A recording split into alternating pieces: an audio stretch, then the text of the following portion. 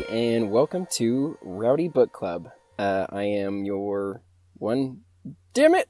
I am one of your co-hosts, Michael. We got it on episode 4. We know we are capable of doing it. We'll get there someday. Yeah. Did you want to say anything else about yourself? No, you can introduce yourself. Okay. And then I have things to say, too. Okay. Well, my name is Shannon. I'm the other co-host, and for once, it's not my fault that the intro's getting screwed up. So that's a nice change of pace. My pronouns are she and her. Oh, yes, and my pronouns are he, him. I never noticed, do I say I'm your, I can't say I'm your co-host, because that makes it sound like I'm by myself. Oh. Wait, no, co-host means... Yeah, there's more than indicates one. that there is another. Okay. Yes. Okay. No, I can say that. Yeah. Hi, I'm your co-host Michael. Hi, nice to meet you. Hi, welcome. Okay, Shannon. Yes. I have so many things in my brain. Yep. First, hi. Hi. And how are you? How's life? It's good. Things are really crazy right now. Actually, I'm been very busy. My October was really busy with church stuff and other stuff that will be revealed at a later date. But yeah, so then really busy, but good. Everything's good. Good. How about you? Life is good. Okay. So this will be released at the very end of November. Yeah, so it's Christmas time when you're hearing this. RIP. Yeah, so, my October and, so far into November has just been hey, let's deconstruct everything you've ever learned and your whole life and everything you think you know about yourself. Oh, boy. So I've been going through, crazy mood swings because I will be I will wake up and I will be what's the point of anything? We're all just going to die and be dust in the wind and nothing matters and I hate life. Mm-hmm. And then by noon I eat some M&Ms at work and then I am bouncing off the walls, twerking, and I'm I'm on top of the world. So my coworkers are helping me deal with this. Oh, good. That's good. Yes, one of them has been acting as my therapist until I finally set up an appointment to meet with my therapist again. Nice. The problem is, my therapist, who I've gone to since I was 24, is down in Orem. And I'm oh gosh. Yeah, that's far. Do you far. think I have an hour and a half to just drive and then an hour for, a therapy session? Yeah. No, I can't. Wait, can you do it virtually at all? Yeah, we can. I just prefer to do most things in person, which, that's fair. Obviously challenging in the pandemic. Yes, I haven't actually been to see my therapist in a year and a half, 2 years. Oh my gosh. Yeah. So I definitely need to talk to her. Yeah. So, but good news, I have a session on Saturday. So we are doing that over Google Video or whatever. Nice. That things are good. I'm very happy with life, I just am also oh my gosh, what is it? In an existential spiral. Yeah. Yeah. I completely understand. I'll take 30 minutes to deconstruct everything, and then I'll be okay, now I'm just gonna eat a bunch of sugar and then feel good. That's very relatable, honestly. That's how we're processing. Yep. I don't know if I support that or not, but I vibe with it, so do with that what you will. Uh-huh. Okay, I have some points of topic that I want to get into immediately. Okay, about our book? About things in general. Oh, do you have things that you want to mention that you love? Oh, recommended? Yeah. Yes, I have 2. They're both YouTube channels because I'm a YouTube thought. I don't know. The first one is this YouTube channel called Climate Town, and it's this guy who's a grad student studying climate something or other, but he's the one and only person talking about climate change who doesn't leave me feeling deeply, deeply depressed after. Yeah. Which is amazing. And it's not because he's sugarcoating it, because he's not, but he's just really funny and personable. He can at least make some jokes about it, which is comforting. I don't know. So I like that a lot. And then the other YouTube channel that I want to mention is Not Just Bikes, which is an urban planning / infrastructure YouTube channel, because Michael, the socialist to urban planner pipeline is real and I am a victim of it. I just the truth is I hate cars. I hate them. a lot. Yeah. I hate driving. I hate traffic. I hate smog. I think cars are evil and bad. I understand they serve a purpose and they will probably be with us forever. Also, they're causing climate change in part. And so, like, I love riding my bike. I love taking the bus. I love taking the train. And, like, this whole channel is just, like, this guy lives in Amsterdam. So he's like, here's why Amsterdam is better than everywhere else. Which is, I'm like, okay, cool. But he talks about, like, how, like, the bike paths there are better, how the traffic is set up better. I don't know. So I've been, like, binging all of that. And I'm just like, yes, this is what we need in every city. Because all the North American cities are planned so poorly. Everyone is super car dependent. Yeah. Anyway, so that's my whole spiel. We've set everything up to where like we set it up bad.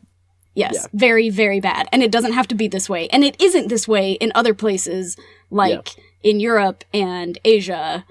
So, hello, high-speed rail. The Netflix, I think it's like a mini-series with Zac Efron, and he like travels the globe doing stuff? I've heard of it. I haven't watched it. So I only watched like a handful of episodes, so I don't know. It could get dark and weird completely different. I don't know. But the first couple episodes are essentially like him going to other countries and being like, wow, this country's so much better at this thing than the US. And I'm like, awesome, great, we know this. Yeah. Well, yeah, that's so funny because, like, you talked about how, like, you're deconstructing your entire life right now. Mm-hmm. And one thing that I have realized is that, like, we as, I guess, Americans are really raised up with, like, oh, yeah, America's number one. We're the best nation in the whole world. And I think when I was a kid, I pretty much accepted that. And then, like, the entire story of my life from, like, I don't know, puberty on was, like, being like, actually, that is false. So that's been fun.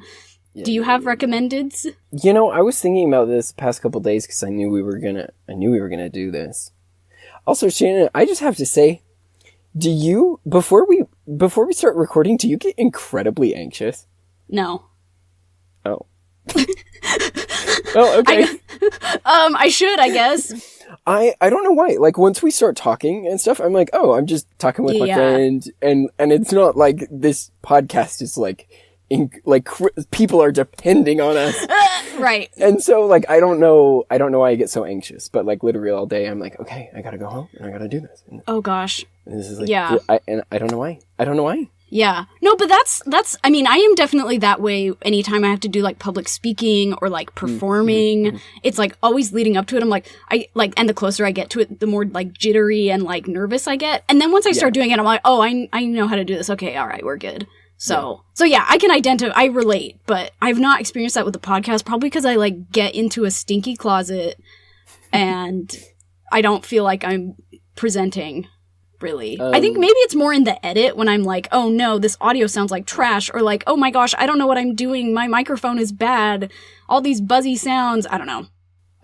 Okay, that brings me to one of the things that I wanted to talk about before we get into this book. So anyone who listened to last month's podcast, there is like a 5-minute clip where I was a dum-dum.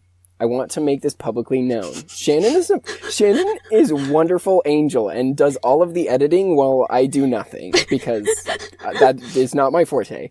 And I was a dum-dum and lost like 5 minutes of my audio. And so there is a snippet where we're like talking over each other and it is audio hell. Again, not because of Shannon and 100% my fault. And so I apologize for that. It's funny because you do your summary, Shannon, and it's like great audio, good. And then immediately I start talking and it's just like toilet. No. Toilet. No. And then after like 5 minutes, then my audio is better. So I apologize to anyone who suffered through that. And also thanks, Shannon, for being so amazing and doing all of the editing. Oh, you're welcome. Well, I enjoy it. That also leads into the next thing that I wanted to talk about, which relates to last month's podcast. So we had a French listener comment. But hey, Shannon was like, hey, we had someone comment on the podcast, which I didn't know people were listening to this. And if you're listening, hey, welcome. We're so happy you're here. I definitely thought that the only person listening to it was Michael and my sister. Yeah. So, French listener, if you're listening again this month, but you're my new best friend. This French listener also informed us Yeah, this is like a corrections corner. Yeah. But it's not our fault. No, it's not. So last month we read The Phantom of the Opera, and originally written in French and then was translated into English. And in the English translation, it talks about the Phantom having stinky hands. And Shannon, remind me, does it translate to his hands feel like death and not smell like death? Correct. That is correct. Okay, so he has hands that feel like death, probably meaning they're like bony and cold, and not stinky. Shannon, today I listened to last month's podcast, and we talked about him being stinky. A lot. We said stinky like 100 times. A lot. We were so bad. We were so off base. He's not stinky. But it was Maybe not our fault. Maybe, No, that's true. Maybe he wasn't. did shower every day, for all we know. But yeah. Who knows? I accept zero blame for this. That is 100% on the translator, whoever translated that into English. Not our fault. Also, I mean, like, I really still don't like him. Listening to the podcast, like, unearthed thing. I was like, I thought I closed this chapter in my life. I don't want to talk about him anymore. But here we are. Yeah. So you know what? If he's stinky, he probably is, because he's gross. Wow. Okay. And then I have one last thing on my list. Are you ready for it? Yes. I told you to prepare for this. Yes. Wait, what? You did? I did. I think I texted you yesterday. I want to know your moon sign. Do you know your moon sigign? Oh, you did not text this to me. I'm pretty sure I'm pretty sure I have it. I'm pretty sure I snapped you yesterday, and then you ignored my snap. Oh! I was like, okay, cool. Sorry. I guess it's very possible that I saw it and my brain just didn't process it. But luckily for you, I think I already have my star sign saved. Oh, amazing. Or sorry, my moon sign. Perfect. With a different conversation that I had with someone. Oh, also my friend Haley listens to this podcast. Haley, I love you.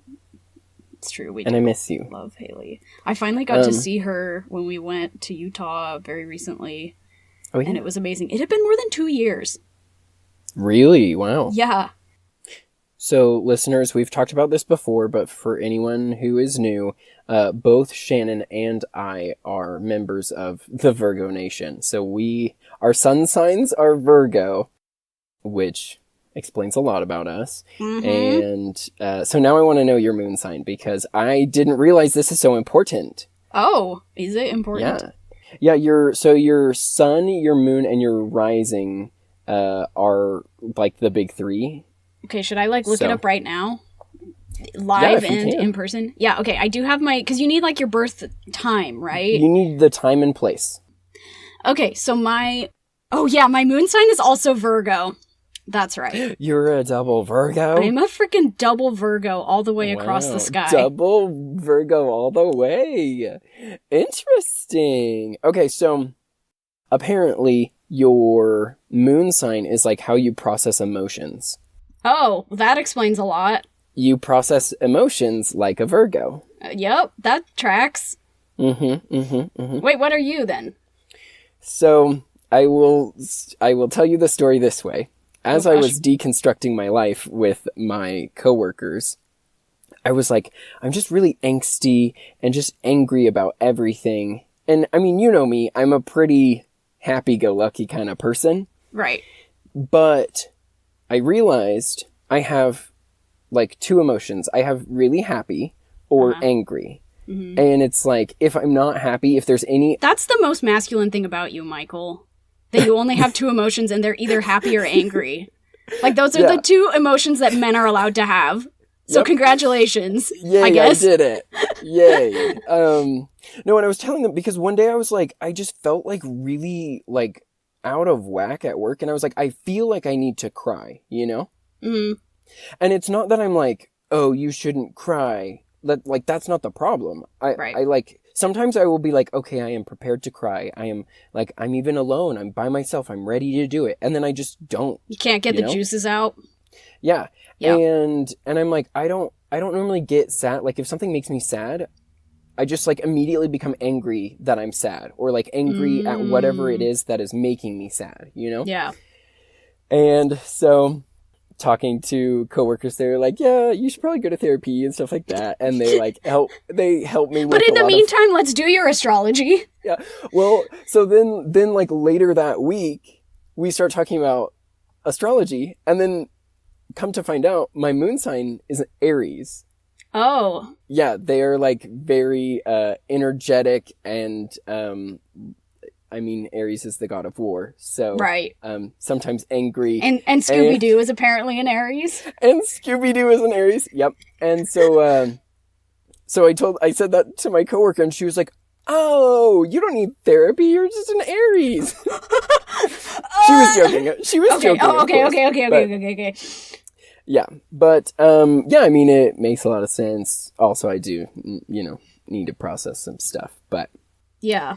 That's me. I'm an Aries. This says that my ascendant is Scorpio, which is the mask that I present to people, and I think that is pretty accurate. Guess what? I'm a Scorpio. Oh my gosh, Michael. Yeah. So we have Virgo suns and Scorpio risings. Yes, that explains why we are BFFs. That explains why we're gold heart level Snapchat friends. Yes. This explains why we have a podcast together, which is like the ultimate manifestation of friendship. Yeah. Okay, well, this is very good to know. Yes, I guess. Yeah, thanks everyone for coming along this journey with us. You know so much about us. This was a journey. Okay, that's all. I mean, do you want to get into this book? Yeah, let's freaking talk about it. Oh my gosh. Okay, so the book that we read this month was Hot and Badgered by Shelley Lawrenston. And I want to make this little disclaimer first before we get into it, that because this is a romance novel, and I am not here to yuck any yums. And if you love romance and you just you enjoy it, I am not here to dunk on that. And women get so much crap for romance novels, and I think that's so stupid. Yeah. And, actually, if I can remember, I'll put a link. There's a great episode of 99% Invisible that talks about the covers of romance novels. That's really interesting. And when I listened to it, it really, opened my eyes about a lot of things about the romance genre as someone who's not really a consumer of romance. So I just want to put that disclaimer out there that, if you love this book and you just love romance, that is awesome. I'm so happy you found something that makes you happy, and I hope nothing that we say discourages you from that or makes you feel made fun of, etc. No. Romance is completely valid. If you love romance, then that's awesome. Yeah. Okay, now that I said that disclaimer, this book is not very well written. No, it's so bad. I have absolutely zero problem with it being a romance novel, or even a romance novel about shape-shifting people into animals. It's just the actual quality of the writing is what bothers me. Mm-hmm. Uh-huh. Yeah. It was a struggle. Okay, and also anyone who read this and was like, Y'all picked a bad one and I don't like this month. And Michael, screw you because you did it bad. Guess what? I'm right there with you, and I was thinking the same thing the whole time. No! Shannon, when I picked this, I was imagining you and I watching this as a movie together, and I was like, oh, this would be so funny, Oh yeah, commentary track. Oh, except I'm doing this by myself for a month, and I hate it. Oh gosh. So, anyway, did not live up to my expectations. Oh, I'm sorry, Michael. It's okay. Yeah. Well, okay, normally I would summarize the book. I don't think that's possible with this one. Give it your, 2-sentence summary. Oh my gosh.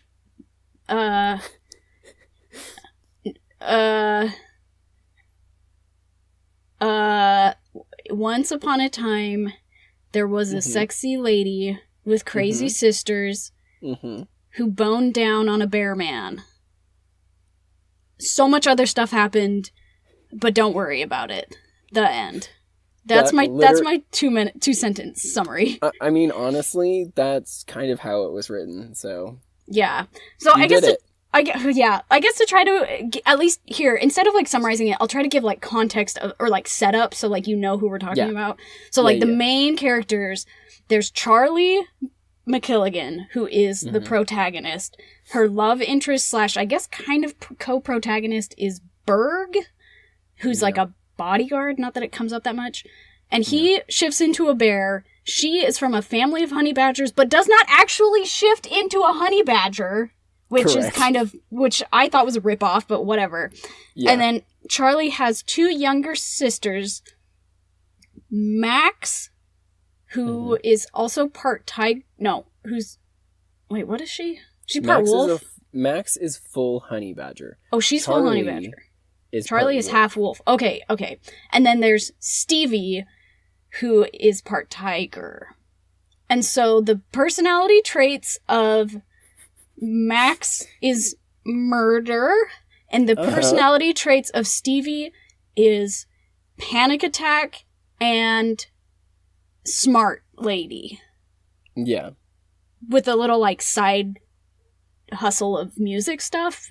Mm-hmm. And then Berg, and then he also has 2 siblings. They're all triplets, and they're all shapeshift into bears. And so basically, there's so many things that happen in this book. Like, every chapter, it's like a new, like, 3 new characters are introduced into the narrative. And, like, all this stuff happens. Despite so much happening, nothing happens. Such a boring book. Yeah, it's true. Well, I feel like she's, like, trying to set up this, like, cinematic universe, but she just, like, does that by, like, it's like if Marvel, which I'm not the #1 Marvel fan, but it, like, at least Marvel was, like, introduced you one character at a time. Like, it would be like if Marvel was like, all right, guys, we're doing Marvel movies now, and we're starting with Avengers Infinity War. Yeah. Yes. So, that's kind of how this book is. But yeah, so, like, the 3 sisters are, through most of the time, are living in the bear neighborhood, and shenanigans happen. And seriously, each chapter, there's, like, a new antagonist / random person introduced who does stuff, and the thing is, none of the characters matter. Like, you will meet so many characters in this book, and none of them matter. Right. And, like, you kind of get to a point where they're all just kind of, like, the same character. Like, one's, like, chill dude. One's, like, neurotic lady. Mm-hmm. You know? And it's like, all right. Okay, here's my theory. And I haven't really looked into this.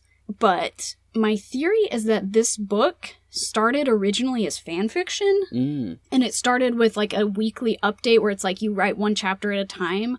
Which would explain why each chapter, to kind of, like, ramp up the tension, or, like, be like, oh, here's something new, is to just be like, oh, here's some new characters. And my theory further is that I think it might be fan fiction of Charlie's Angels. Interesting. But I don't actually know that much about Charlie's Angels, so I could be totally wrong. But, like, you know, there's kind of, like, action, there's 3 girls in it. Yeah. Yeah, for what I thought was a romance novel, it is mostly like an action novel with, like, 1 sex scene. Yeah. Like, it felt like if I were to watch this as a movie, I would say this is an action movie, and there's just 1, like, super sexy scene. Yeah. It was kind of like, the romance was really on the back burner to me. Yeah. I mean, I don't know. Which is why I picked it, because I didn't want to just be like, and another chapter about my boobs, and another chapter about how we porked, and another chapter, you know? So, like, I appreciated that. Also, everyone, I believe last month, I was like, yeah, hopefully this book isn't very explicit. There aren't a lot of sex scenes, but the sex scenes that do exist are explicit. So I'm sorry if that was a shocker for anyone. That was not my intention. Well, it's fine.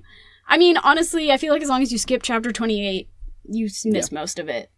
Yeah. Although I guess if you do this podcast the right way, where you listen to the book or read the book before you listen to the podcast, which probably no one does, then this is too late for you. It's too late for you now, but yeah, that was, like, the thing. And, like, I don't know, again, I have not really read any other romance novels. I've definitely, like, watched, like, rom-com / like, romance movies, which I don't know if those are, I don't know how comparable those are, but, like, I get that there's, like, other things that happen in romance books. Like, it's not all just, like, I locked eyes with a guy and then we were banging for the next 70% of the book. I mean, I'm sure that does happen, but, like, I don't know. I would imagine that most romance novels do have, like, a plot of some kind going on where it's not just, like, we locked eyes and then we're porking the rest of the book, you know?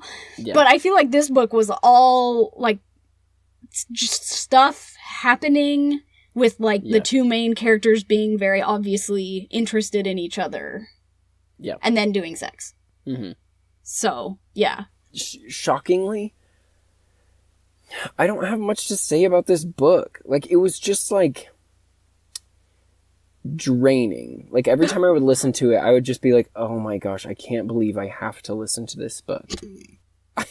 I just hated it. I didn't like any of the characters. I wasn't involved in the story because there really isn't one. Right. I wasn't, like, I didn't care about anything. And so, and like, the dialogue is the worst part of this book. And there's a lot of it. There's so much dialogue. And here's the thing. Bad dialogue in a book is one of my biggest boner killers. Like, I hate bad dialogue. So, because this book was almost nothing but bad dialogue, it was very hard for me to get through.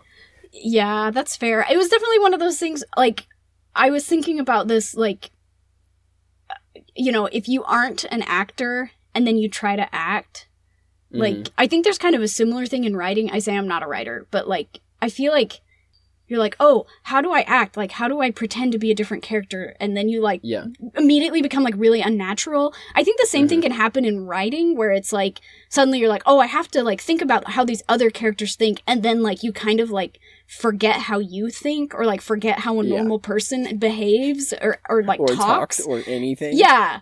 And I feel like that's kind of what's going on. Yep.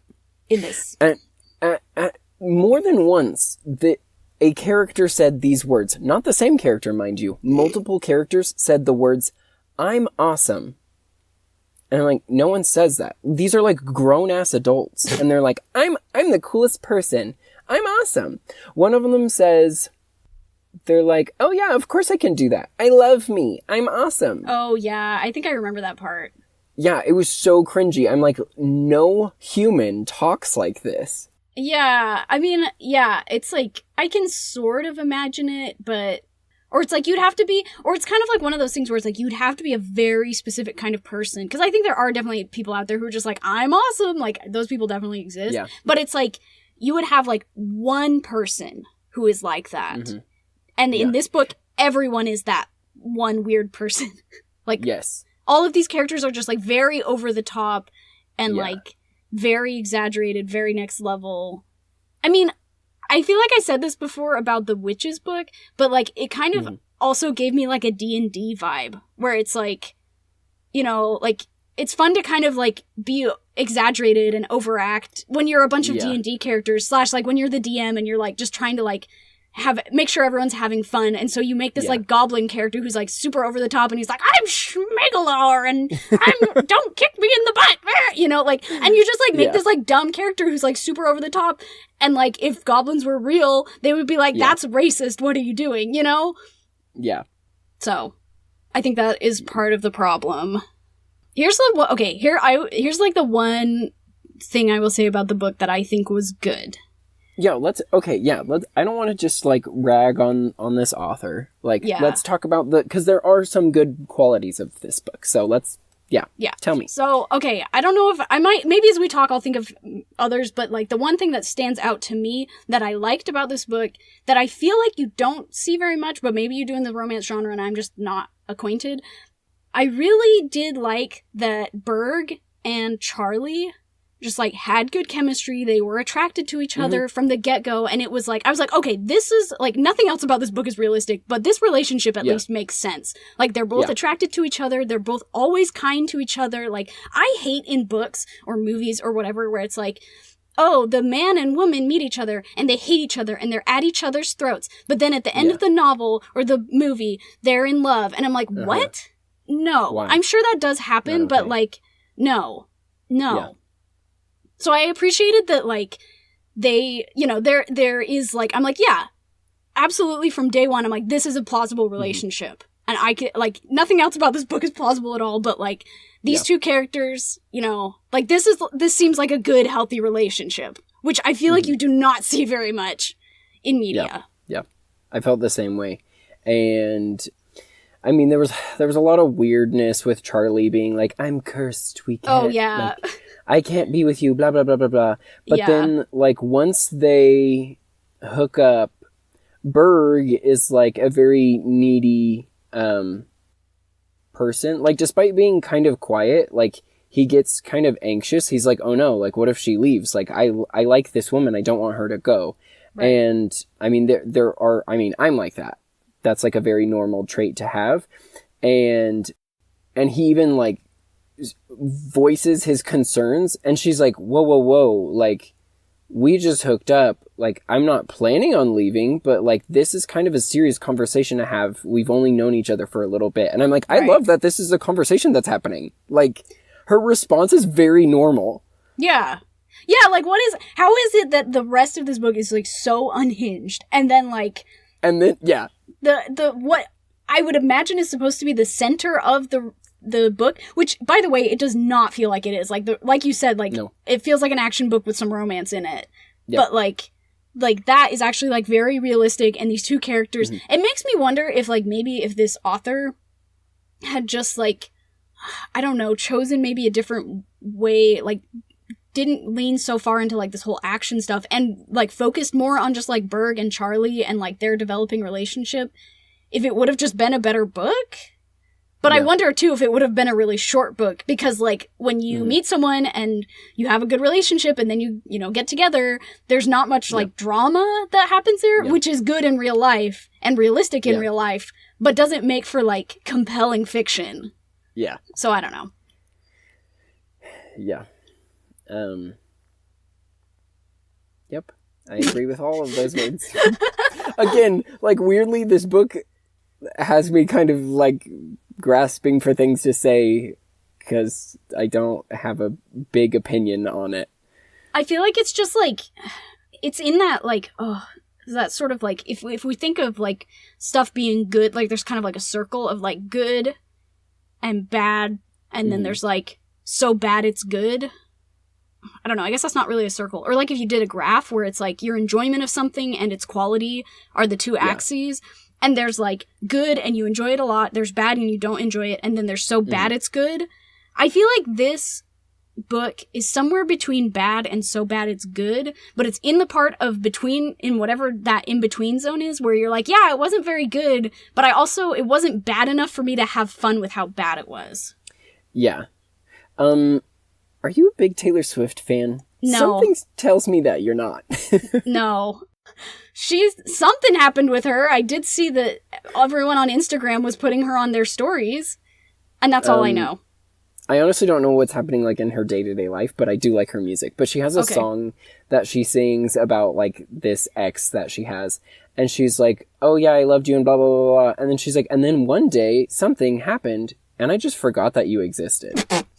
And she's like, it isn't love, it isn't hate, it's just indifference. And that's how I feel about this book. I'm like, I don't love it, I don't hate it, I'm, like, completely indifferent about it. I'm like, yeah, this was a meh book. Yeah, I get that. Basically, I'm Taylor Swift is the takeaway.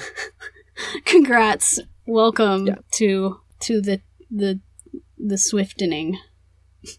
I don't know. I really, like, she's just one of those people that I feel like attracts. I guess I am indifferent to Taylor Swift the way you are indifferent to this book. The way you are Taylor Swift to this book. I am Taylor Swift to Taylor Swift. Anything else that you loved about this book? I will say that at first, when I started it, I was like, okay, this is just going to be, like, a fun romp. And I think there is a fun romp hiding in there somewhere. Maybe if this person had, like, an editor, because, I don't know, was it self-published? Did we do any research? Did you do any research? Because I did not. Okay, I looked up her name. I found this out. She has a pseudonym, G.A. Aiken. Okay. In which she writes, like, I think it's like a dragon romance series under the pseudonym. I'm not exactly sure why. Literally all I could find was her own biography on her own website. Like, doesn't even have a Wikipedia page. And it was just like, I was born in Long Island, and now I live on the West Coast with lots of shirtless men. And I'm like, no, you don't. No, you don't. Well, she might live on the West Coast. Don't lie. You don't live with a bunch of shirtless men. I don't believe it. Show me pics. Pics or it didn't happen. Yeah. So that's literally all I found out about her. Okay. She's a mystery. She's a mystery woman. Oh. And she has written so many novels. I will say, most of her novels have really cheeky names. Oh, yeah, like Breaking Badger? Yes. Very, hey, Shelley, love the names. Yes. Keep that going. But please figure out how to write good dialogue. Yeah. I wonder, I'm trying to look her up right now. I wonder if she's self-published, because that's I know that's pretty normal for... that would make a lot of sense. And also, I know that a lot of, people who are self-published kind of make their money from, volume. And if she's, written just, a ton of books, that's part of, oh, yeah, I don't, not any of these one. Oh, her little author page on Amazon is a picture of a dog. Well, okay, this was not as helpful as I thought it was going to be. This is why I'm not... You know who we need? We need Megan. She's really good at I was just about Facebook to say, stalking. do you need Megan? Yeah, she could track this lady down and figure out what her whole deal is, but I... Do you remember the one time when we were on vacation together? And it was the best? And I was trying to find one of my former TAs that I went on a date with. Yes. Yes. I literally couldn't remember his name.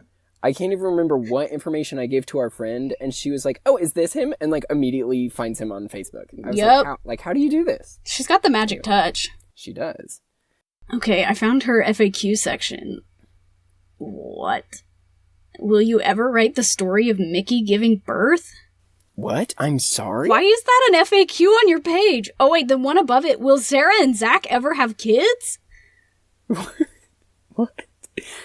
Oh. I am not happy with the direction you took with some of your characters. Can you explain why you did that? That's so vague. Which characters? You really pissed me off. Can I write and tell you about it? Are you serious? That's so great. This is great. Oh wait, can you tell me how to get published? I bet this might explain. Oh, not helpful. For every author's path to publication is different. Yeah, thanks. Helpful. Okay, well, anyway, she will remain a mystery, but... She's a mystery woman. She's a mystery woman with some interesting tastes in badgers. Okay, I have a few more things that I liked about this book that I want to breeze through so that I can get to the things that I really didn't like. Great, go for it. Do you have any more things that you liked? No, that's all I got. Okay, I liked that the main characters were physically strong women. Yeah, that's true. That's true. And the main character is big. They're not it kind of irks me when stories are I'm so strong, but I'm still so slender and petite and small. Right. Charlie's almost 6 feet tall, and I imagine her as a strong woman. She's also a woman of color, and Max is Chinese. They mention Stevie is white, but I like that there is somewhat of a diverse cast. Yeah. I think that's it. Those are the things that I liked about it. Cool. Oh, but that did make me realize I did like that little prologue of them when they're little kids and they work together and one of them punches the other in the face to get the adult in trouble. That was great. That was such a good moment that showed so much, and I was okay. And exactly. Then everything was downhill from there. There was seemingly good building blocks to the story, and then you jump in and you're what happened? Yeah. Also, do you remember in the prologue there's this girl who's a teenager in a tree? Oh, yeah. What the hell even happens to that character? I don't know. We literally never see her again, do we? I don't think so, unless it's gonna... I don't know, because it seems this is a series, right? She comes back. I think there's a trilogy or something. That could happen. Yeah. Okay, can I get into can I get rowdy? Yeah, have you not been rowdy before? You've been very polite the last 15 minutes. I've been so polite. When I talked about my boner dying, that was me being polite. Are we gonna have to make this episode explicit?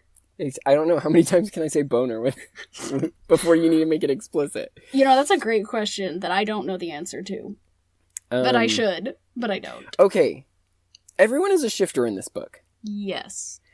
I think. Anyone who didn't read the book, so they call people who can turn into animals, they refer to them as shifters. Literally everyone in this book is a shifter. And they're like, oh, like regular humans don't know about us. And they're like, okay, so we went to this entire neighborhood. Everyone's a shifter. Oh, also we went to this thing and literally everyone was there as a shifter. Oh, and then we went to this thing. Everyone's a shifter. Also this famous restaurant owned by a shifter. And this thing, shifters. Everyone is a shifter. And I'm like, what do you mean no one knows about shifters? They're freaking everywhere. That's true. That is a good point. They have very minimal contact with regular humans in this book, which bothers me. And I get it that you're like, okay, this is like your community, you're going to interact with these people the most, but unless 50% of the population is actually shifters, like you're doing a very good job at avoiding regular humans. Yeah, actually, there is one character in it who is not a shifter, who is the nurse. What? Oh. The nurse? No, I mean, I guess maybe that's not who I was thinking of, though. There's the guy who is working for the evil Italian twins, who's, like, in charge of the military squadron. Well, I guess there's a bunch of, like, military guys who get murdered who are civilian, or who are not shifters. But then there's this guy. No, but there's this guy who's, like, working for the evil twins who has to, like, kind of be the handler for the crazy aunt or whatever, and he is just a guy. But that's it. He's the one and only guy who's just a guy. The one guy. Does he die? I don't think he does. Okay. So there's there's two humans because there is a token normal guy and token normal lady. Anyway, so that was a problem I had with it. Another problem was Shelley doesn't know dimensions of cabinets because Stevie sleeps in a cabinet. And I'm like, you cannot fit a human woman. Anything older than 1 year old is not going to fit in a wall cabinet. Wall cabinets are 12-inch deep standard. No human can fit in there. That was just a weird thing that bothered me. And what else? Freaking Stevie. Let's talk about... Okay. Oh, gosh. I don't like that all three of these sisters are I'm the quirky one in this way. Actually, I'm the quirky one in this way. Me... I'm the quirky one. I murder people. Me, I'm the quirky one. I have panic attacks. And I'm so smart and I don't care about anyone. Me, I'm the quirky one. I have really big boobs and I have to take care of my sisters. And I don't shift into And I don't shift. Yeah, so Charlie, again, the main character, doesn't shift at all. She can change her hands into claws and she gets fangs. And for some reason... heals like Wolverine. She's unkillable, which doesn't make sense. To my knowledge, badgers don't have the ability to heal super quickly. Why do they have that?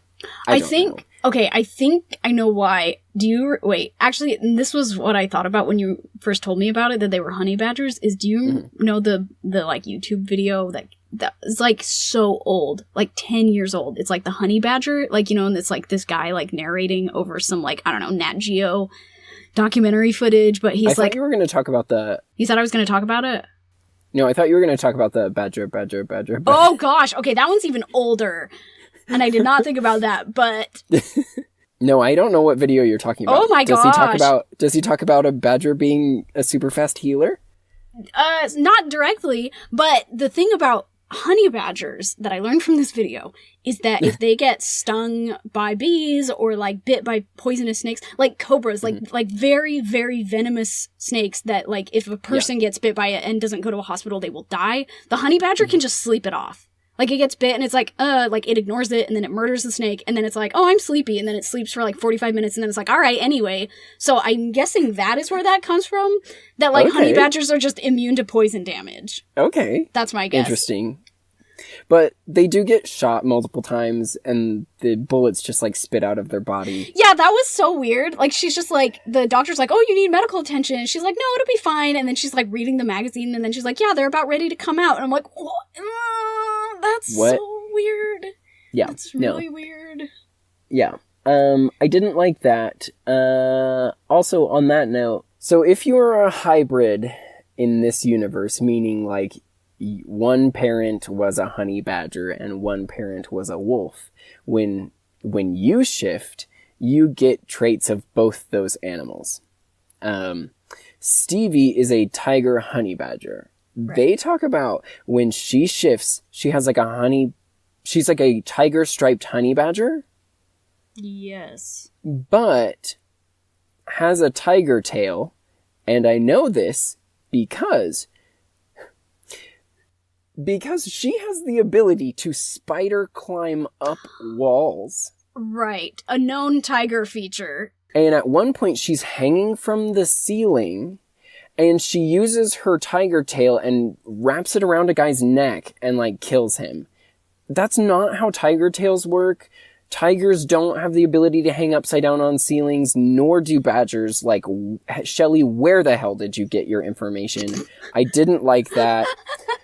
I didn't understand. There were like a lot of things in here that were just like so over the top. I'm like, explain yourself, Shelley. That's all of the beef that I have. Most of the beef that I have. Was there another beef? Oh, Stevie was my most hated character. I hated Stevie.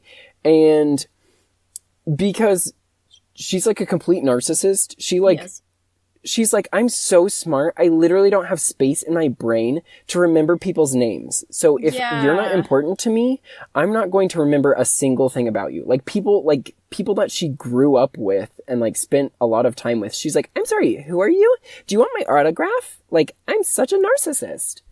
And I really hated her. She was like, oh, unless I'm medicated, I'm going to have panic attacks. And then just starts like talking super fast and blah, blah, blah. Yeah, very like ableist portrayal. Yeah, it was weird. And I mean, I can't speak for everyone who has panic disorders, but like knowing people who do have really bad anxiety and stuff, like, they are not prone to start babbling when they're panicking. Like, they just kind of shut down and have a silent panic attack. Yeah. And so I was like, this doesn't feel like you have a panic disorder. This feels like you're a narcissist. And I didn't like it. Yeah, that's fair. I felt like it was, like, her attempt at, like, you know, kind of, like... And I don't want to say a Sherlock Holmes character, because, like, real Sherlock Holmes is... not like this, but like the Flanderized Sherlock Holmes, like that you see in like BBC Sherlock, and I guess other more recent adaptations is like, he's like, I'm cold and calculating and I'm a sociopath and the fact that I'm aware of it is cheeky and cool, and it's like, no, it's not, and it's not cute, and this is weird.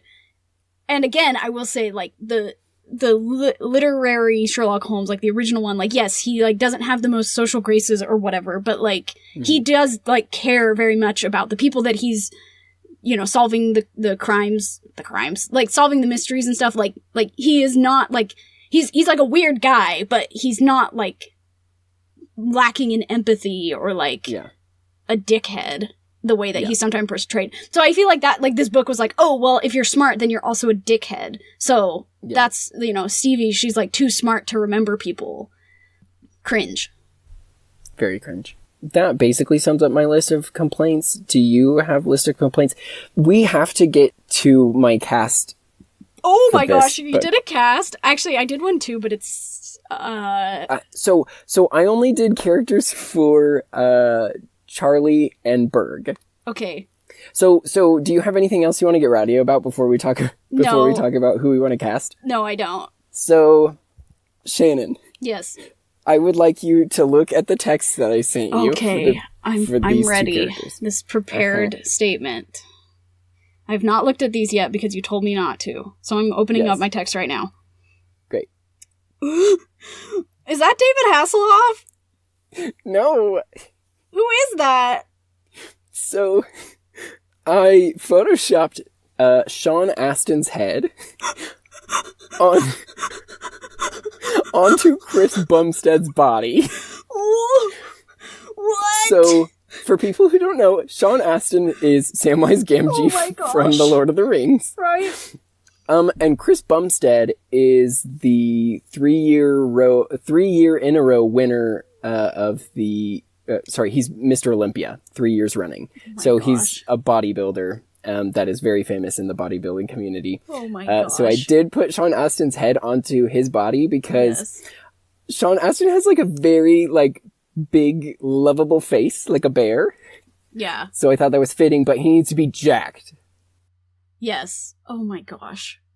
Wow, that was incredible. Although actually, in truth, and this was something I was thinking about too, I guess this is a sidebar that I can be slightly rowdy about, is that at least, well, like on the cover of like the picture, it's like these ripped guys with their big pecs and abs or whatever. And I was thinking to myself, like, and this is just like a known fact if you know stuff about like human anatomy / like, I don't know.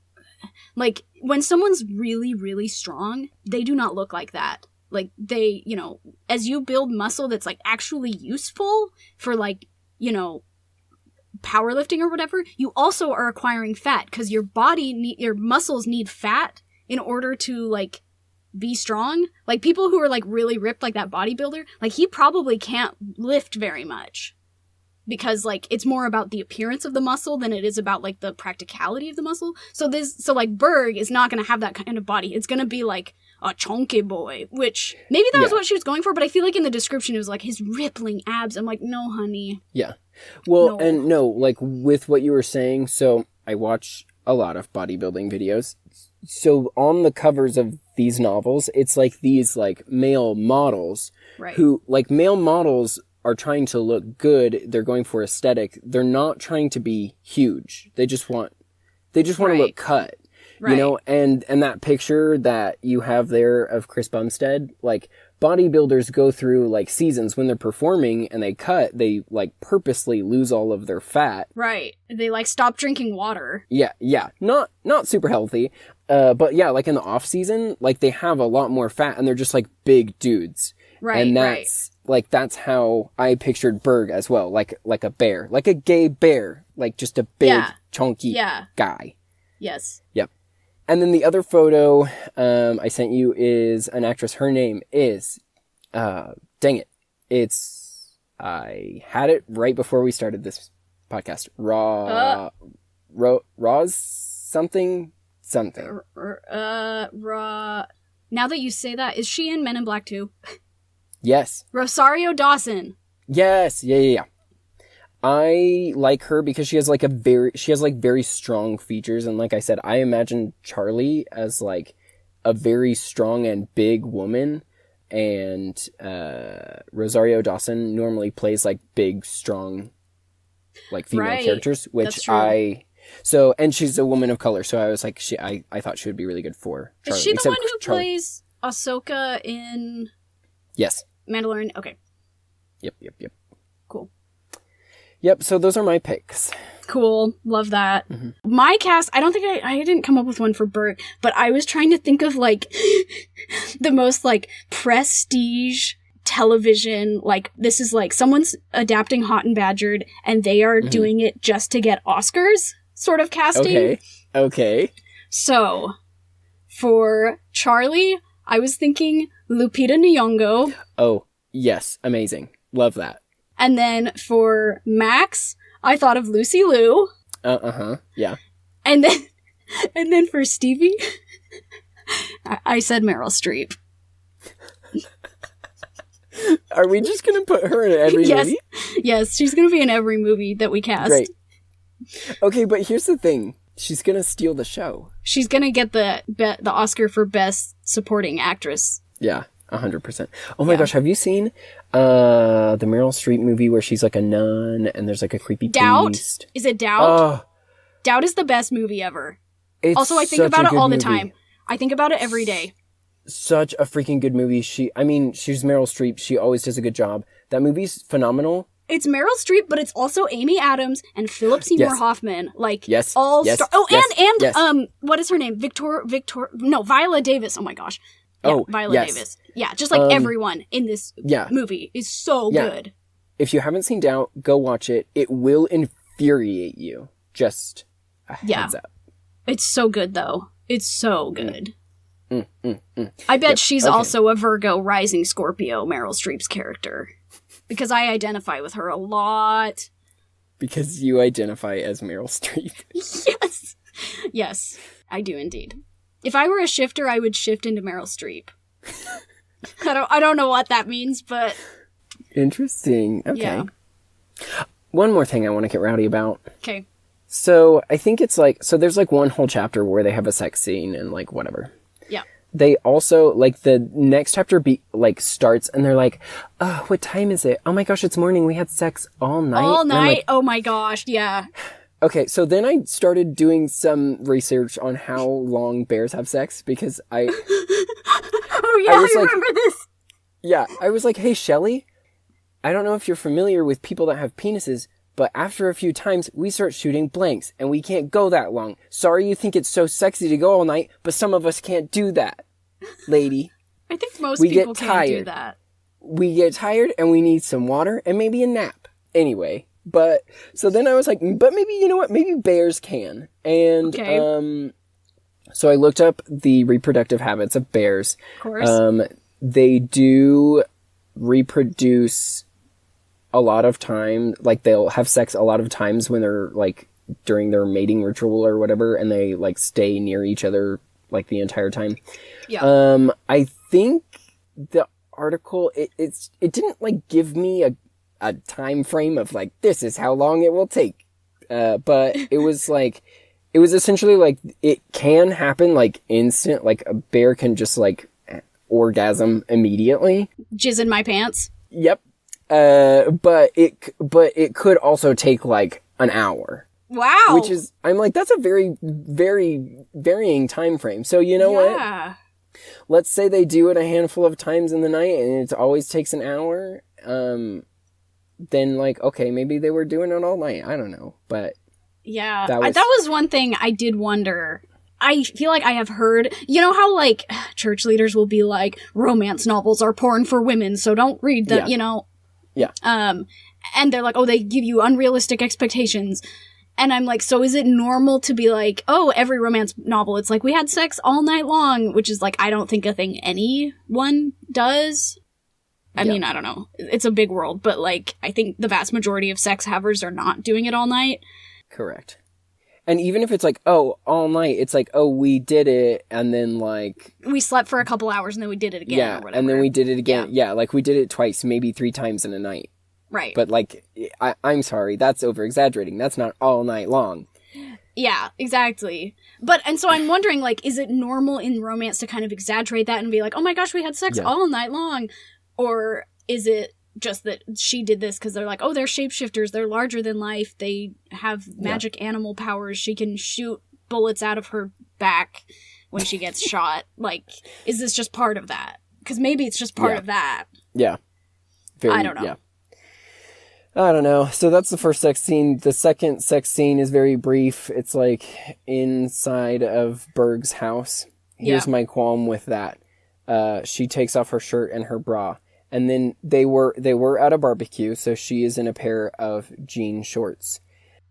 Jorts. She's in jorts. Berg, like, grows his claws and then shreds her... It says, shreds her shorts and her panties off. Which I get, it's supposed to be like, ooh, we're hot and he ripped my shorts off. All I could think of was, excuse me, sir, those are my shorts. Like... Yeah, right? Now what? What are we going to do after this? Yeah, how do I leave your house? I don't have anything to put on my butt.